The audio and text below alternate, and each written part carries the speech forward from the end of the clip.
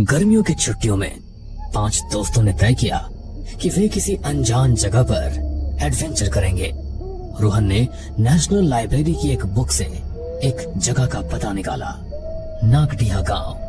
कहते थे ये गांव 30 साल पहले वीरान हो गया था। यहाँ की गलियों में रात को अनजानी परछाइयां घूमती है और हवा में अजीब सी फुसफुसाहटें सुनाई देती है। सुनो, अगर डर लग रहा है तो अभी मना कर दो, वहाँ जाने के बाद रोना नहीं। यार मैं तो मना कर रहा हूँ, पर तुम लोग मानोगे थोड़ी। अरे डरता क्यों है अंकित, चिंता मत कर, भूत भी हमें देख के डर जाएंगे। जीप से उतरते ही उन्हें अजीब सा सन्नाटा महसूस हुआ। दोपहर का वक्त था, लेकिन पेड़ों के घने झुरमुट के बीच सूरज की किरणें भी घबराकर छुपती लग रही थी। गांव की टूटी हुई पगडंडी पर कदम रखते ही जमीन पर पड़ी सूखी पत्तियां, सामने बिखरे पड़े मिट्टी के घर, जले हुए खंबे और उखड़े हुए कुएं दिखाई दे रहे थे। यहाँ कोई भी आवाज नहीं है, ना कोई जानवर ना कोई पक्षी। अरे कोई है यहाँ? मुझे अच्छा नहीं लग रहा रोहन, सच में कुछ अजीब है यहाँ पर। जगह अजीब है, इसलिए तो हम यहाँ पर आए हैं ना। आओ गांव के बीचों बीच चलते हैं, देखते हैं गांव के अंदर क्या है। वे गलियों से होते हुए गांव के चौक तक पहुँचे। वहाँ एक पुराना पीपल का पेड़ था, जिसकी शाखाओं में फटी पुरानी चप्पलें और गुड़ियों के टुकड़े उलझे हुए थे। पेड़ के नीचे एक टूटा झूला हिल रहा था, जबकि हवा बिल्कुल थमी हुई थी। ये क्या, गुड़ियों के टुकड़े? लेकिन कोई किसी पेड़ पर गुड़ियों के टुकड़े क्यों लटकाएगा? कहते हैं ये गांव के आखिरी बच्चों की निशानी है। कविता के ऐसा कहते ही अचानक वहाँ पर वो टूटा हुआ झूला एक झटके में इतनी जोर से घूमने लगा, जैसे कोई अदृश्य बच्चा उसमें झूल रहा हो। भागो यार, ये झूला तो यहाँ अपने आप ही घूम रहा है, जैसे तो इसके अंदर कोई बैठा हो।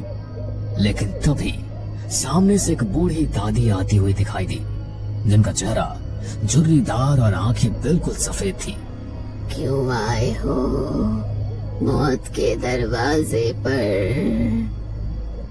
हम जानना चाहते हैं इस गांव के बारे में। हर रात आत्माएं जागती हैं। यहाँ से भूले भटके लोग कभी वापस नहीं लौटते, और अगर लौट भी जाते हैं तो ये गांव वापस उन्हें यहाँ खींच कर ले आता है। हमें इन सब बातों से डर नहीं लगता, हम जानना चाहते हैं कि यहाँ क्या हुआ था। अगर जानना चाहते हो तो पुराने कुएं तक जाओ, लेकिन सावधान रहो, तुम्हारी परछाइयां भी तुम्हारा साथ छोड़ देगी। इतना कहकर दादी झाड़ियों की तरफ जाते हुए फिर अजीब ढंग से गायब हो गई। चारों ओर धुंध घेरने लगी, पेड़ झूमने लगे, जैसे फुसफुसा कर कुछ कह रहे हो।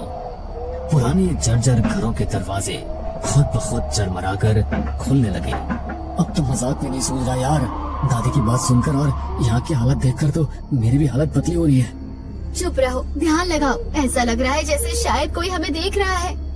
दूर कुएं की तरफ उन्हें एक धुंधली आकृति दिखी, झुकी हुई, चादर ओढ़े, लकड़ी की छड़ी पकड़े, जैसे कोई साधु। ये तो कोई साधु बाबा लगता है। चलो उनके पास चलकर पूछते कि आखिर इस गांव के खाली होने के पीछे क्या कारण था और क्यों लोग इसे भूतिया समझते हैं। चलो। वे कांपते दिल के साथ धीरे धीरे कुएं की ओर बढ़ने लगे, जहाँ रात की पहली चीख उनका इंतजार कर रही थी। धुंध गाढ़ी होती जा रही थी, उन लोगों के कदम जैसे अपने आप भारी हो गए थे। हर ओर अजीब सी सिसकियों की आवाजें गूंज रही थी। कुएं के पास पहुंचते ही एक बदबूदार हवा का झोंका आया, जैसे कोई सड़ी हुई चीज वहां पड़ी हो। ये बदबू कैसी है यार? चुप रहो और उन साधु के पास चलो। कुएं के पास वो साधु अब भी खड़ा था, लेकिन उसका चेहरा धुंध में साफ नजर नहीं आ रहा था। धीरे धीरे जब वे पास पहुंचे तो साधु ने बिना पलटे गहरी आवाज में कहा, किसे अपनी आत्मा गंवानी है? सभी सिहर उठे। कविता ने डरते हुए कुएं के भीतर झांका। यहाँ कोई है।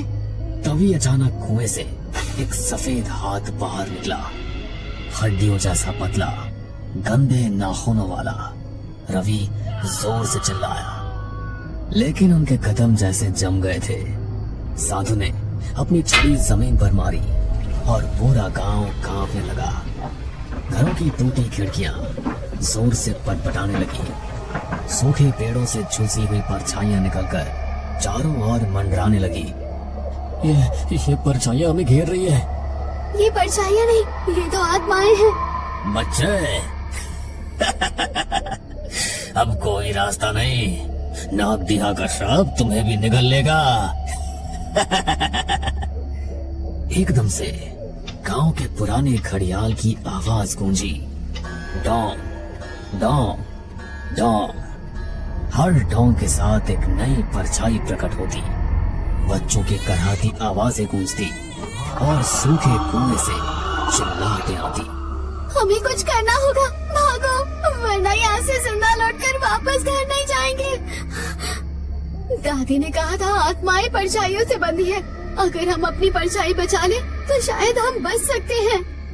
वे एक साथ दौड़ने लगे, लेकिन जैसे जैसे भागते उनके अपने साए उनसे अलग होकर पीछे छूटने लगे। रवि ने पीछे मुड़कर देखा, उसका साया अब अकेला चल रहा था। अरे मेरा साया वो अलग हो गया, मेरी परछाई मेरे साथ नहीं है। तभी अचानक किसी ने रवि का हाथ पकड़ लिया, लेकिन वो कोई इंसान नहीं था। सफेद आंखों वाला बच्चा सड़े हुए चेहरे के साथ उसे खींचने लगा। देखो रवि को छोड़ दो। नीलम जल्दी कुछ करो, तुम्हारे पास माचिस है ना? माचिस निकालो, आत्माएं आग से डरती है। नीलम ने अपने बैग से माचिस निकाली। आग की लपटें उठी और परछाइयां थोड़ी पीछे हटने लगी। भूत आग से डरते हैं, जलाओ सब कुछ। सभी ने पास की सूखी झाड़ियों में आग लगा दी। धुआं चारों तरफ फैलने लगा। परछाइयां चीखते हुए पीछे हटने लगी। रवि भी छूट गया, लेकिन वो बेहोश हो चुका था। तुम आग से बच सकते हो, पर श्राप से नहीं। मैं तुम्हें इन बच्चों को नुकसान नहीं पहुंचाने दूंगी। दादी ने त्रिशूल से साधु की ओर इशारा किया। साधु जोर से चिल्लाया और देखते ही देखते धुएं में खुलकर गायब हो गया। धीरे धीरे गांव की हवा बदलने लगी, बदबू हटने लगी। अब जाओ, लौट जाओ और कभी मुड़कर मत देखना। रवि के दोस्तों ने उसे उठाया और भागते हुए जीप तक पहुंचे। पीछे मुड़कर देखा तो गांव फिर से धुंध में लिपट गया था। उनकी जीप नागदिहा गांव से निकल चुकी थी।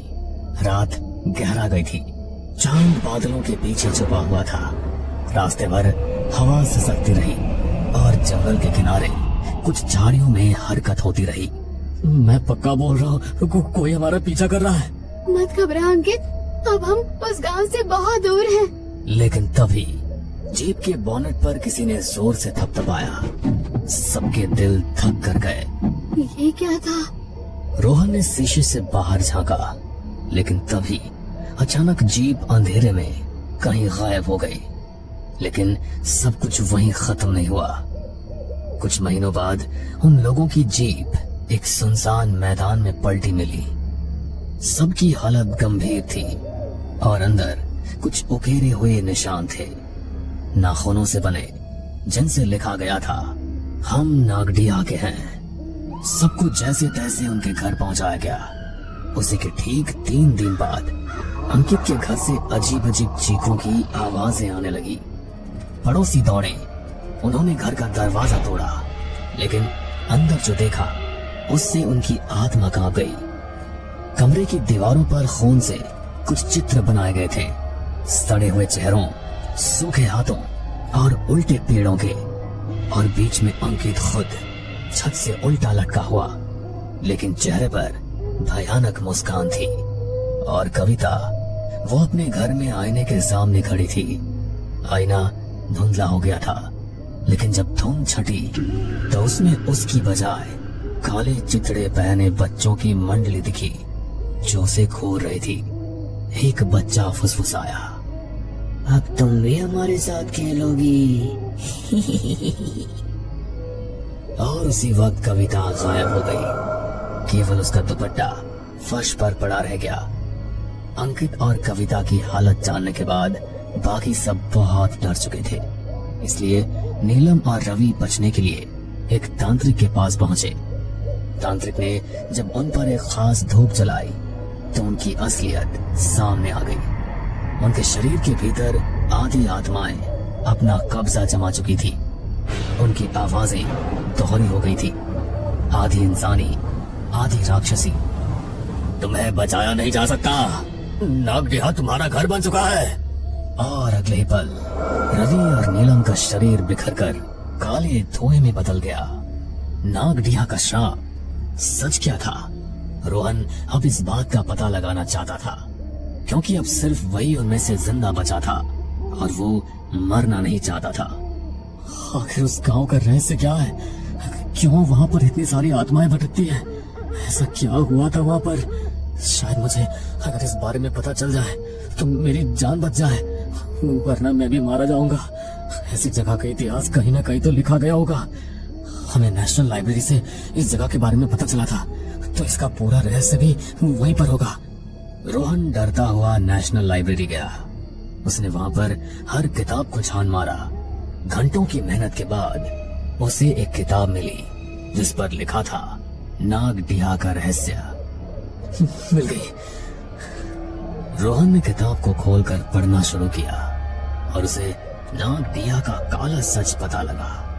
इसका मतलब है वो सारी आत्माएं उन बच्चों की है। नागदेहा असल में कभी एक साधारण गांव नहीं था। वो काले जादू और तंत्र मंत्र का गढ़ था, जहां निर्दोष बच्चों की बलि दी जाती थी।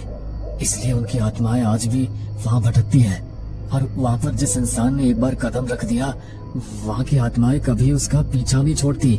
अगर कोई वहां से जिंदा बचकर लौट भी आए तो भी कुछ समय बाद वो आत्माएं किसी न किसी तरह से उसे अपने साथ लेकर चली जाती है। और अगली बारी तुम्हारी है। क्या?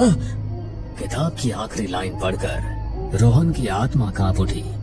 तभी उसे अपने पीछे से किसी बच्चे के हंसने की आवाज आई। हमारी आत्मा कभी मुक्त नहीं हुई, और तुम हमारे पास आए थे तो मैं तुम्हें वापस लेने के लिए आया हूँ। अब तुम भी हमेशा हमारे साथ नागदेहा में ही रहोगे। रोहन ने डरते हुए पीछे मुड़कर देखा तो बच्चे की भयानक आत्मा उसके सामने खड़ी थी। लेकिन देखते ही देखते वो बच्चा उसकी आंखों के सामने से कहीं गायब हो गया। रोहन थोड़ा निश्चिंत हुआ कि बच्चे की आत्मा वहां से चली गई है, लेकिन तभी उस किताब के अंदर से किसी ने हाथ बढ़ाया और उसे किताब के अंदर खींच लिया। वो पांचों दोस्त भी अब उन बच्चों की आत्माओं के साथ उसी भूतिया गांव का हिस्सा बन गए हैं।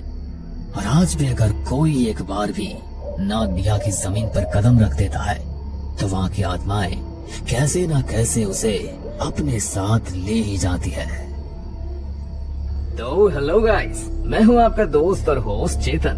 तो आज एक बार फिर स्वागत है आप सभी का हमारे एक और नए हॉरर पॉडकास्ट में।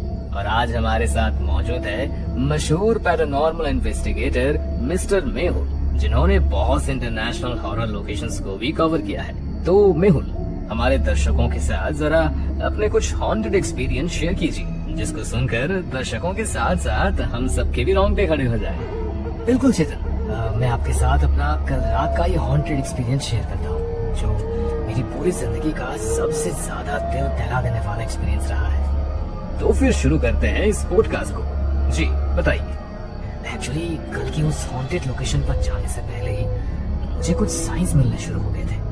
माँ ने भगवान की आरती की तो पूजा की थाली माँ के हाथ से छूटकर नीचे गिर गई। मंदिर में भगवान के सामने जल रहा दिया भी अचानक से बुझ गया। माँ तो पहले ही मेरे इस काम से बहुत डरी हुई रहती है, और जब ये हुआ तो माँ और ज्यादा घबरा गई। बेटा, आज तू कहीं मत जा। भगवान भी बार बार ये आदेश देकर तुझे वहाँ जाने से रोकना चाह रहे हैं। मेरा मन बहुत बेचैन हो रहा है। बेटा, तू उस जगह पर मत जा, वो ठीक नहीं है। अरे माँ, तुम तो इस तरह से डर रही हो जैसे मैं पहली बार किसी हॉन्टेड लोकेशन पर जा रहा हूँ। मुझे कुछ नहीं होगा, तुम मेरी चिंता मत करो। माँ ने मुझे बहुत रोका, लेकिन फिर भी मैं माँ से बहस करके कुछ देर बाद घर से निकल गया। उस समय तकरीबन रात के 11:30 बज चुके थे। मेरे घर से वो हॉन्टेड लोकेशन ऑलमोस्ट 1 घंटे के डिस्टेंस पर थी। मैंने अपनी गाड़ी निकाली और हमेशा की तरह अपने फेवरेट गानों की प्लेलिस्ट सुनता हुआ लोकेशन के लिए निकल गया। ड्राइव करते मुझे थोड़ी देरी हुई थी, लेकिन कल रात पहली बार मेरे मन में एक अजीब सी बेचैनी हुई। मैंने सोचा कि घर वापस चला जाऊं, लेकिन मैंने अपने व्यूअर से उस लोकेशन पर जाने का प्रॉमिस किया था, तो मैं वापस नहीं जा पाया। लगभग पौने घंटा ड्राइव करने के बाद मैं उस लोकेशन पर पहुंचने ही वाला था कि तभी अचानक से चलते चलते बीच रास्ते में ही मेरी गाड़ी बंद पड़ गई। आसपास का एरिया बिल्कुल सुनसान था। ऐसे में अब मैकेनिक तो मिलता नहीं, तो मैं पैदल ही आगे बढ़ने लगा। मैं फोन में लोकेशन के अकॉर्डिंग आगे बढ़ रहा था कि न जाने क्यों अचानक मेरा फोन हैंग होने लगा। अरे यार, अब मैं लोकेशन पर कैसे पहुंचूंगा? इस फोन को भी ऐसी जगह पर हैंग होना था। मैं खुद से ऐसा कह रहा था कि तभी मेरे कंधे पर किसी ने अपना हाथ रखा। ऐसे सुनसान इलाके में अगर तुम्हारे कंधे पर कोई अचानक अपना हाथ रख दे तो एक पल के लिए तो हमारी सांसें ही रुक जाएगी। मेरे साथ भी ऐसा ही हुआ। डर के मारे मेरी धड़कन तेज हो गई। हिम्मत करते हुए मैंने पीछे मुड़कर देखा तो एक बूढ़े आदमी ने पीछे से मेरे कंधे पर हाथ रखा हुआ था। उन्हें देखकर मैं थोड़ा शांत हुआ। अरे काका, क्यों इतनी रात को ऐसे डरा रहे हो? आपके चक्कर में अभी हार्ट फेल हो जाता मेरा। चला जा यहाँ से। इतनी रात को इस इलाके में तू क्या करने आया है? बता ना, वो भूतिया हवेली है यहाँ पर। अगर उसकी चपेट में आ गया तो जिंदा लौट कर नहीं जा पाएगा। काका, उसी हवेली का रास्ता तो जानना है मुझे। बताओ ना, किधर है वो हवेली? मरना चाहता है क्या? एक बार कहा ना तुझे, चला जा यहाँ से, नहीं तो मारा जाएगा। तू भी मारा जाएगा उन सब की तरह। ऐसा बोलकर बूढ़ा आदमी अपनी गर्दन हिलाते हुए आगे की ओर निकल गए। उनके जाने के बाद मैंने जैसे ही पीछे मुड़कर देखा तो सामने ही मुझे वो हवेली नजर आई। रात के अंधेरे में भी वो हवेली इतनी खूबसूरत लग रही थी, तो दिन की रोशनी में आप सोच ही सकते हैं कि वो हवेली कितनी शानदार लगती होगी। मैं पीठ पर टांगे अपने बैग को कसते हुए उस हवेली पर पहुंचा। मैं अंदर जाने के लिए मास्टर की से गेट खोलने लगा तो मैंने देखा कि गेट पर बहुत सारे ताबीज और न जाने कितने सारे धागे बंधे हुए हैं। मैंने उन ताबीजों को हटाने के लिए जैसे ही उन्हें छुआ तो मुझे एक अजीब सा झटका लगा, जैसे अभी अभी कुछ मेरी बॉडी से निकलकर आर पार हो गया हो। मैं एक बार को थोड़ा कमजोर पड़ गया, लेकिन फिर मैंने हिम्मत करते हुए उन ताबीजों को हटाया और मास्टर की से लॉक खोलकर हवेली के अंदर चला गया। लेकिन जैसे ही मैं उस हवेली के अंदर पहुंचा, मेरे शरीर पर मुझे बहुत भारीपन सा महसूस होने लगा और एक बड़ी सी अजीब सी बदबू पूरी हवेली में फैल गई। वो बदबू इतनी बुरी थी कि मेरी सहन के बाहर हो गई थी। यार, कितनी गंदी बदबू है। अगर थोड़ी देर में यहाँ ऐसे ही रहा तो पक्का मुझे उल्टी हो जाएगी। एक काम करता हूँ, रुमाल पर परफ्यूम लगाकर उसे बांध लेता हूँ। मैंने अपने रुमाल पर परफ्यूम लगाया और उसे चेहरे पर बांध लिया। मैं हवेली के कमरों में इन्वेस्टिगेशन करने के लिए आगे बढ़ा, तभी मुझे वहाँ किसी औरत की पायलों की आवाज सुनाई दी, जैसे अभी अभी कोई औरत बड़ी ही तेजी से मेरे पीछे से भाग कर गई हो। तब तो आप ऑब्वियसली काफी ज्यादा डर गए होंगे। अरे, मेरी तो मानो आत्मा ही एक पल के लिए मेरे शरीर से निकल गई। मैंने थोड़ी हिम्मत की, पीछे मुड़कर देखा तो वहाँ कोई भी नहीं था, लेकिन ऐसा महसूस हो रहा था कि कोई ना कोई इस वक्त मेरे साथ यहाँ जरूर है। मेरे पूरे रोंगटे खड़े हो चुके थे। मैं आज तक न जाने कितनी हॉन्टेड लोकेशंस पर पैरानॉर्मल इन्वेस्टिगेशन के लिए गया हूँ, लेकिन कल रात मेरे साथ जो हुआ वो मैंने पहले कभी फील नहीं किया। मैं सब कुछ इग्नोर करके सीढ़ियों पर चढ़ते हुए फर्स्ट फ्लोर की तरफ जाने लगा। वहाँ सीढ़ियों पर उस हवेली के पूर्वजों की फोटो लगी हुई थी। मैं उन पर फोकस करके उन्हें अपने कैमरा में रिकॉर्ड करने लगा, लेकिन उस दीवार पर लगी सभी तस्वीरों में से एक तस्वीर देखकर मेरे होश उड़ गए। मतलब मेरी पूरी बॉडी उस टाइम बहुत बुरी तरह कांप रही थी। ऐसा क्यों? मतलब ऐसा क्या था उस फोटो में? वो फोटो उसी बूढ़े आदमी की थी जो मुझे हवेली के पास मिला था और बार बार मुझे हवेली के पास जाने से मना कर रहा था। उस फोटो को देखकर मेरा माइंड बिल्कुल ब्लैंक हो गया। कुछ सेकंड के लिए तो मुझे समझ ही नहीं आया कि मेरे साथ ये हो क्या रहा है। मैंने डिसाइड किया कि मैं इन्वेस्टिगेशन नहीं करूंगा और वापस अपने घर चला जाऊंगा। लेकिन मैं जैसे ही वहां से जाने के लिए नीचे उतरने लगा, तभी किसी ने सीढ़ियों से उतरते हुए मेरे पैरों को पकड़ लिया और मैं सीढ़ियों से लुढ़कता हुआ सीधा नीचे आकर गिरा और मेरा सर सीढ़ी के कोने से टकरा गया। ये देखिए निशान। हाँ भाई, काफी तेज चोट लगी आपको तो, देखो जरा। नहीं प्लीज, टच मत करना, पहले ही बहुत दर्द है इसमें। Okay please continue. मुझे माथे पर चोट लगी तो मैंने हाथ लगा के देखा, हल्का खून निकल रहा था। मैंने अपने बैग से कपड़ा निकाला और खून को साफ करने लगा। तभी अचानक मुझे ऐसा लगा कि कोई औरत मेरे कान के पास आकर बड़े ही भयानक तरीके से हंसती हुई मेरे सामने से कहीं गायब हो गई। अब मेरी हिम्मत जवाब दे चुकी थी। मैं जितनी तेज चल सकता था उतनी तेज चलता हुआ मेन गेट की तरफ पहुंचा। लेकिन मैंने जैसे ही दरवाजा खोलने के लिए दरवाजे को हाथ लगाया, वैसे ही एक बहुत भयानक औरत अचानक मेरे सामने आ गई। उसने लाल रंग की पुरानी सी साड़ी पहनी हुई थी। उसका पूरा शरीर पूरी तरह जला हुआ था। आंखें बिल्कुल सफेद और वही गंदी बदबू उसके अंदर से आ रही थी। उसे अपने सामने देखकर मैं इतनी बुरी तरह डर गया कि मुझे समझ ही नहीं आया कि अब मैं करूं तो करूं क्या। लेकिन फिर भी मैंने हिम्मत की और सोचा इसे नजरअंदाज करूंगा तो शायद यहाँ से निकल पाऊं। लेकिन तभी वो औरत मुझे बड़े ही भयानक तरीके से देखते हुए मेरी तरफ बढ़ने लगी। उसे देखकर मैं अपने कदम पीछे की ओर लेने लगा। तभी मुझे लगा कि कोई पीछे से मेरी शर्ट को पकड़कर खींच रहा हो। मैं और ज्यादा डर गया। मैंने पीछे मुड़कर देखा तो एक 7-8 साल की बच्ची बड़ी ही भयानक मुस्कुराहट के साथ हंसते हुए मुझे देख रही थी। उसकी आंखें पूरी काली और पूरा चेहरा कटा फटा हुआ था। मैं उसके चेहरे से अपनी नजर चुरा रहा था। तभी वो भागकर उसी औरत के पास चली गई और उसके साड़ी के पल्लू के पीछे छुपकर खड़ी हो गई। वो दोनों एकटक मुझे ही देख रही थी। मैं इतना तो समझ गया था कि इनकी आत्मा अब मुझे यहाँ से बाहर नहीं जाने देगी। तो फिर आपने क्या किया? आप कैसे वहाँ से बाहर आए? एक्चुअली मैं ऐसी जगहों पे जाता रहता हूँ तो कुछ चीजें अपने पास रखता हूँ। मुझे एकदम से याद आया कि एक बार एक तांत्रिक बाबा ने मुझे इन चीजों से रक्षा के लिए एक ताबीज दिया था। मैं अपने बैग में उस ताबीज को ढूंढने लगा। लेकिन जैसे ही मैंने उस ताबीज को अपने हाथ में लिया, तभी उस बच्ची ने उसकी तरफ देखकर एक फूंक मारी और बड़े ही डरावने तरीके से मुझे घूरने लगी और उसी वक्त वो ताबीज जलकर राख हो गया। Oh my God! फिर क्या हुआ? फिर वो दोनों मेरी तरफ बढ़ने लगी। अब सब कुछ मेरे कंट्रोल से जा चुका था। उन दोनों ने मेरे पीछे की ओर किसी को इशारा किया और कोई अदृश्य शक्ति मुझे घसीटते हुए हवेली के एक अंधेरे कमरे में ले गई। मेरा कैमरा और लाइट उस रूम के बाहर ही गिर गए। रूम में बस मेरी लाइट की हल्की रोशनी आ रही थी। मैंने देखा कि वो दोनों आत्माएं हवा में उड़ती हुई मेरी तरफ आ रही है। फिर मैंने हिम्मत की और हवेली का गेट खोलने की कोशिश करने लगा, लेकिन वो इतनी बुरी तरह जाम हो चुका था कि मैं अपनी पूरी ताकत लगाकर भी उसे खोल नहीं पाया। तो मैं तुरंत ही सीढ़ियों से चढ़ता हुआ हवेली की छत पर पहुंच गया। मैंने सोचा कि शायद यहाँ पर वो दोनों मुझे कोई नुकसान नहीं पहुंचा पाएगी।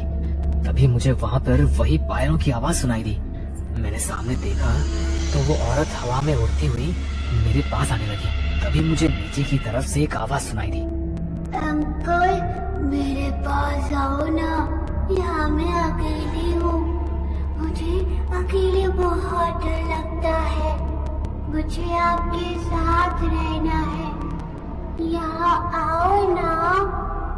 उसकी आवाज को सुनकर मैं जैसे सम्मोहित हो गया और बिना कुछ सोचे समझे छत से कूद गया।